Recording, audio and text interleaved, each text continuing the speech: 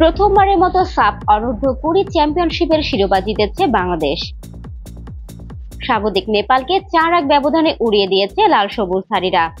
বুধবার কাঠমান্ডুর আনফা কমপ্লেক্সে ফাইনালে মুখোমুখি হয় বাংলাদেশ ও স্বাগতিক নেপাল।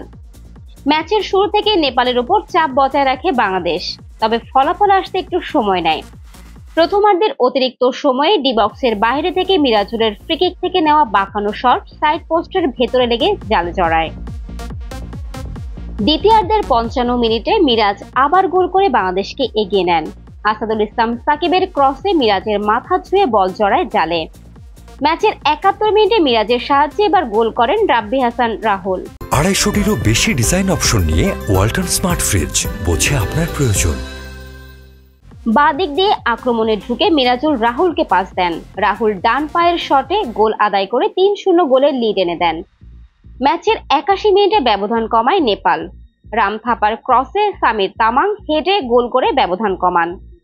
10 মিনিটের অতিরিক্ত সময়ে রাব্বি হোসেনের ক্রসে পিয়াস আহমেদ নোভার প্লেসিং গোলকিপারের গায়ে লেগে গোল লাইন অতিক্রম করে, তবে এক ডিফেন্ডার ক্লিয়ার করলেও শেষ রক্ষা হয়নি। রেফারি বাজিয়ে দেন গোলের বাঁশি। 4-1 গোলের বড় জয় নিয়ে চ্যাম্পিয়ন হওয়ার উৎসবে মেতে ওঠে বাংলাদেশ। ফারজানা ববি, মানবজমিন।